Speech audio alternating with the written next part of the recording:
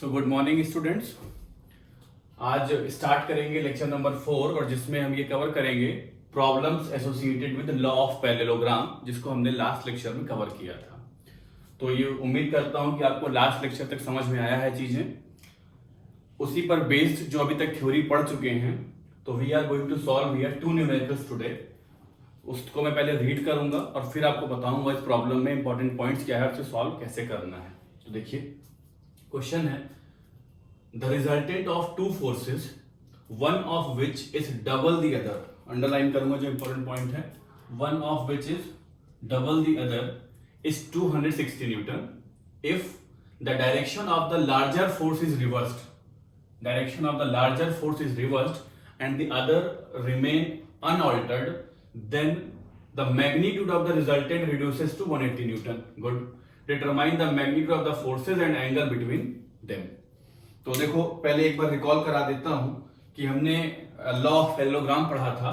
तो law of parallelogram में what we have seen that if there is one force P and another force Q, these two forces are coplanar and concurrent and they are inclined at some angle alpha, then their resultant is represented by its diagonal by completing parallelogram.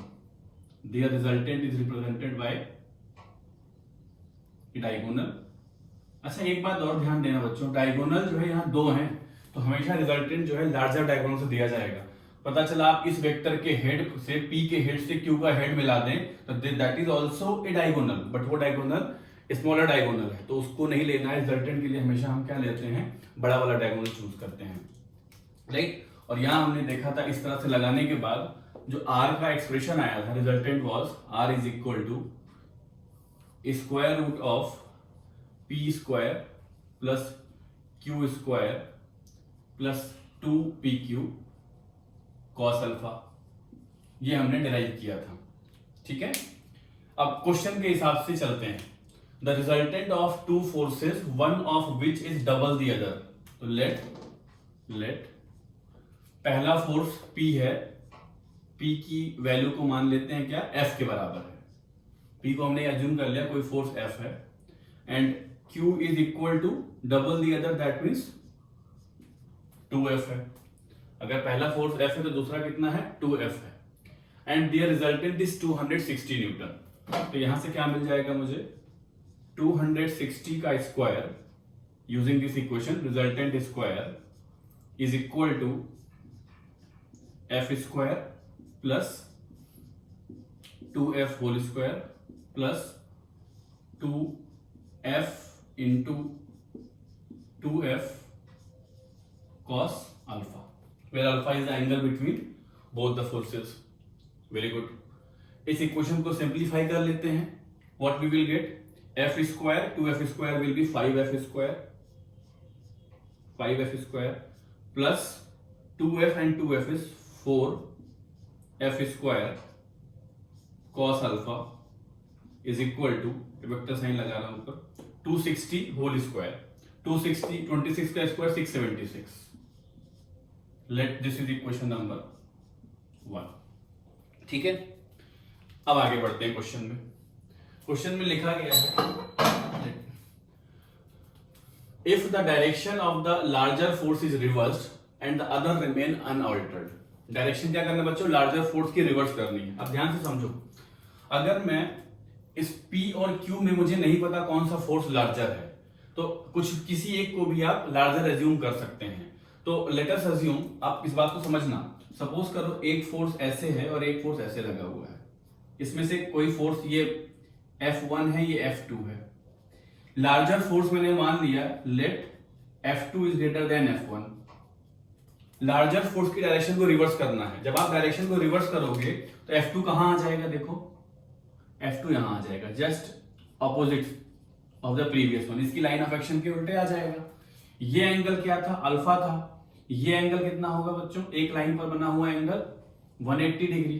तो अब बताइए what will be the angle between F1 and F2, F1 और F2 के बीच में, क्योंकि ये force तो हट गया यहां से, तो अब कितना एंगल बचा F1 F2 के बीच में, it will be what 180 plus alpha, क्योंकि ये एंगल तो कितना था 180 था टोटल, 180 प्लस अल्फा हो जाएगा। तो इसको यूज करते हैं सेकेंड केस। ये थी हमारे पास, ये जो हमने लगाया अभी तक, दिस वाज फर्स्ट केस। अब हम लगा रहे हैं सेकेंड केस। सेकेंड केस के मुताबिक if the direction of the larger force is reversed and other remain same, तो पहले वाली डायरेक्शन तो सेम ही है, पहले वाला फोर्स सेम ही है, F square plus 2f whole square plus 2 times f into 2f into cos, क्या हो जाएगा यहां पर 180 plus alpha, cos 180 plus alpha. ऐसा करने पर रिजल्टेंट कितना हो जाता है, इसको थोड़ा सा छोटा कर देता हूं ताकि लिखने में आसानी रहे। ये f2 था, तो ये रिजल्टेंट किसके बराबर है, 180 के बराबर है। और 180 का square, let me take calculator first, see it is 180, so 180 square I am getting 32400, तो दिस इज 32400। ये क्या है, 180 का स्क्वायर है। या मैं यहां पर पहले 180 स्क्वायर ही लिख देता हूं, नेक्स्ट लाइन में कैलकुलेशन को सिंप्लीफाई कर दूंगा। तो यहां पर भी आपके पास आ गया 5f square plus 4f square, cos 180 plus alpha is cos alpha is equal to 32400। This is equation number 2। तो अब आप क्या कीजिए, ये एक इक्वेशन ये मिला मुझे 1, एक इक्वेशन मिला मुझे 2। इन दोनों इक्वेशन को अगर मैं सिंप्लीफाई कर लूं then I will get the value of f। ठीक है, तो देखिए यहां पर क्या आ जाएगा, let me simplify it, this will B f square 5f square, 5f square is 10f square, here should be minus sign, sorry it should be minus sign ना, यहां पर माइनस आएगा। तो this will be 5f square, 5f square कितना हो गया 10f square, 4f square cos alpha, 4f square cos alpha cancel हो गया, it will be equal to 67600 32400। इसको ऐड कर लीजिए, it will be 1 into 5 times 0, तो यहां से f की वैल्यू क्या आ गई, f will be equal to 100 Newton.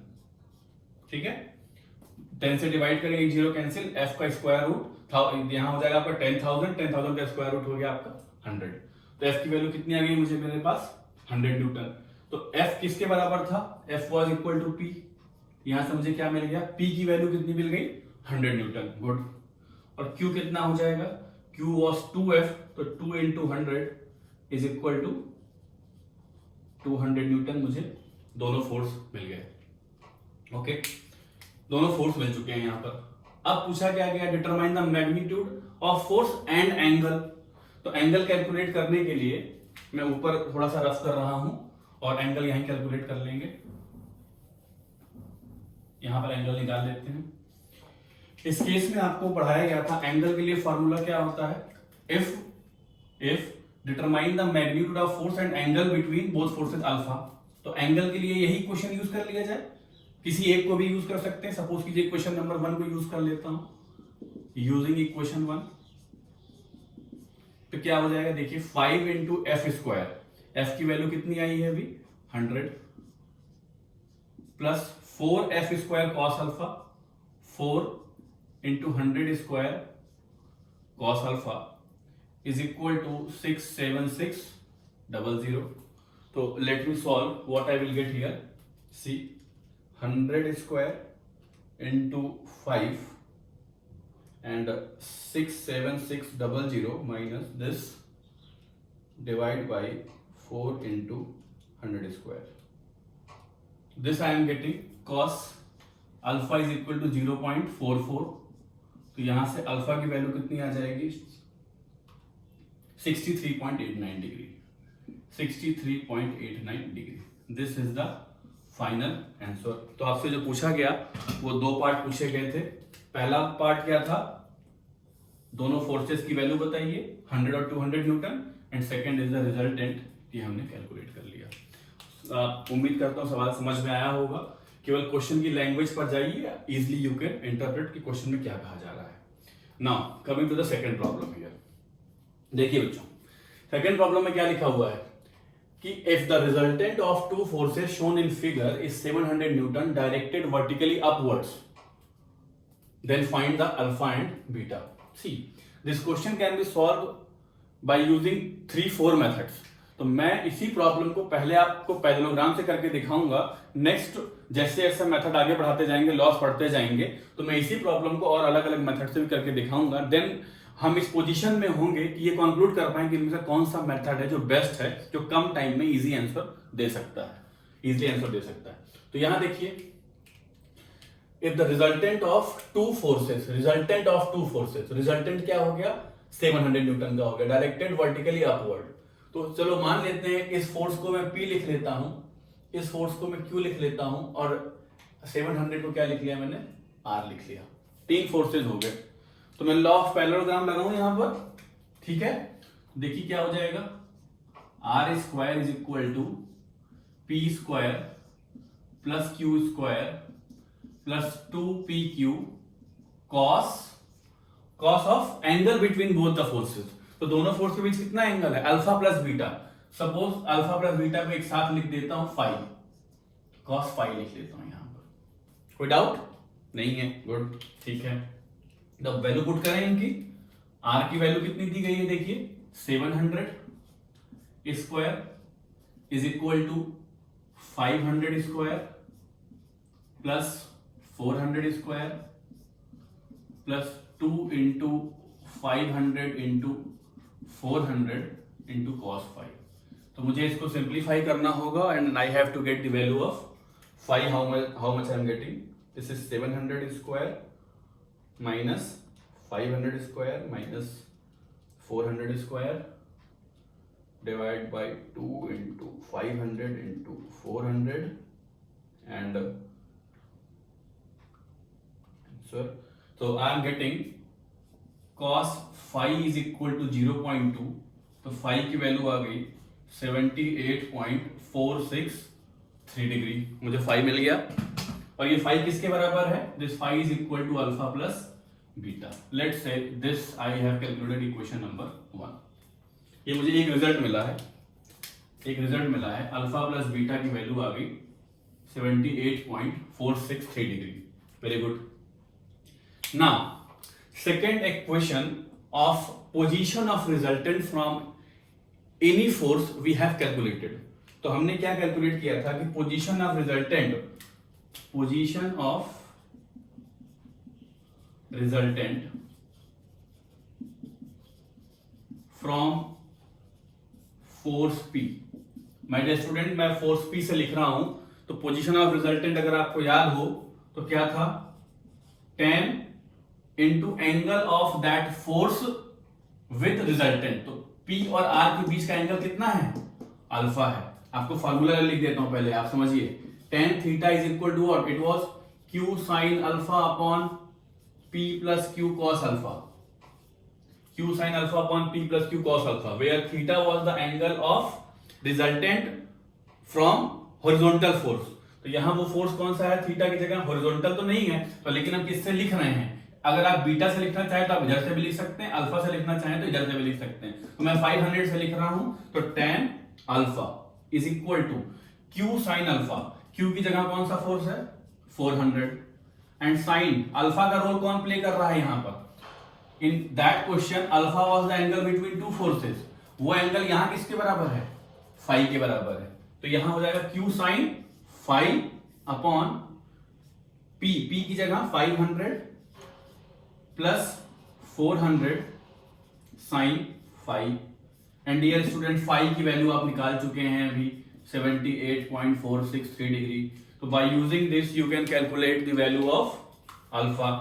तो ये हो गया आपका sine 78.463 into 400 plus 500 inverse into 400 into sine 78.463।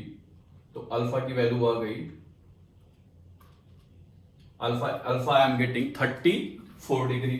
So the value of alpha I am getting 34.05 degree. What is this alpha, this alpha is the angle, this one alpha.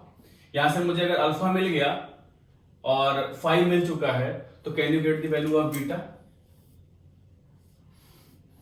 अगर आपको alpha मिल गया है तो can you get the value of beta, good, निकाल सकते हैं। तो therefore beta is equal to 5 minus alpha is equal to 78.463 minus 34.05. This I am getting 78.463 minus 34.05. This is 44.413 degree. So beta is equal to 44.413 degree. ठीक है, तो dear student, this is the complete solution of this problem. ठीक है, यहां हमने क्या किया, simple एक इक्वेशन ये लगाई है, एक इक्वेशन ये लगाई है. This was the first equation we have used and this is the second equation. यहां से हमने अल्फा और बीटा कैलकुलेट कर लिया. लेक्चर को एंड करने से पहले एक छोटी सी चीज आपको और बता देता हूं. मैं this is related to the law of parallelogram. मैं यहां रफ करके बता रहा हूं इस बात को आपको. सी suppose question is given that if magnitude of both the forces are same, then what will be the resultant? Same problem, two coplanar concurrent forces of same magnitude. तो इसको आप स्पेशल केस करके लिख सकते हैं. क्या? if P is equal to Q, then what will be R? Then find R using law of parallelogram. तो देखो बच्चों, R की वैल्यू क्या हो जाएगी? R square is equal to P square plus Q square. Q की जगह P हो गया, प्लस 2PQ cos अल्फा लिख सकते हैं इसे आप. तो R square is equal to 2P square क्या हो गया? यहां से P स्क्वायर बचा 2P स्क्वायर, ये भी 2P स्क्वायर कॉमन हो गया, ये बचा 1 प्लस cos अल्फा. ठीक है, इसको लिखा जा सकता है cos अल्फा को आप लिख सकते हैं 2 cos square alpha by 2 minus 1. तो देखिए यहां से क्या मिलेगा मुझे, R square is equal to 2P स्क्वायर, 1 और 1 cancel, into 2 cos square alpha by 2. 2 और 2 4, तो R की वैल्यू क्या हो गई? अगर स्क्वायर रूट करेंगे 2P cos अल्फा बाई 2. तो अगर दो फोर्सेस का मैग्नीट्यूड सेम है, then the value of resultant will be equal to 2P cos alpha by 2. ठीक है, और अगर इसकी पोजीशन कैलकुलेट करनी हो, यहीं पर मैं निकाल रहा हूं पोजीशन, तो tan रिजल्टेंट की position theta is equal to क्या होता है formula? Q sine alpha upon P plus Q cos alpha. यहां पर आप tan theta is equal to Q sine alpha upon P की जगह Q रख दिया, Q cos अल्फा. ठीक है, तो मुझे उधर लिखना पड़ेगा, थोड़ा सा रफ करता हूं इधर भी. क्या हो जाएगा देखिए, यहां से मुझे क्या मिल जाएगा? tan theta is equal to sine alpha upon 1 plus cos alpha. अब साइन अल्फा को क्या लिखा जा सकता है? 2 sine alpha by 2 cos alpha by 2 divide by 1 plus 2 cos square alpha by 2 minus 1. तो tan theta is equal to क्या मिला बच्चों? देखो cos अल्फा बाई 2 से एक cos अल्फा बाई 2 कैंसिल, 1 से 1 कैंसिल, 2 से 2 cancel, sin alpha by 2 divide by cos alpha by 2. I will get sin alpha by 2 upon cos alpha by 2 and this will be equal to what? tan alpha by 2. tan theta is tan alpha by 2, तो theta is equal to what? Alpha by 2. This is the required result. अगर कोई दो forces जिनका magnitude same है, तो resultant हमेशा क्या होगा? उन फोर्सेस का बाइसेक्ट होगा. मान लो एक फोर्स ये P है और दूसरा फोर्स ये भी क्या है? P है. तो इनका जो रिजल्टेंट जा रहा होगा वो कहां से जा रहा होगा? हमेशा इनके बिल्कुल बीच से जा रहा होगा. मींस अगर ये एंगल आपका सपोज करते हैं 60 डिग्री है, तो ये अगर ये टोटल एंगल 60 डिग्री है, तो ये कितना होगा बच्चों? बाहर नहीं लिखते. इफ दिस एंगल 60 डिग्री, तो ये कितना होगा? 30 डिग्री पर इसका रिजल्टेंट पास करेगा. तो अगर दो फोर्सेस का मैग्नीट्यूड सेम है, तो रिजल्टेंट क्या होगा? 2P cos alpha by 2 and position of resultant will be half of the inclination between both the forces. तो इस बात के साथ, इस कंक्लूजन के साथ मैं इस लेक्चर को फिनिश करता हूं और उम्मीद करता हूं कि आपको चीजें समझ में आई हैं. वो इस तरह और सारे क्वेश्चंस मैं आपको असाइनमेंट में दूंगा या ऑब्जेक्टिव क्वेश्चंस में दूंगा, आप सॉल्व करिए और डाउट है तो उसको पूछिए। Till then take care and revise well. Thank you.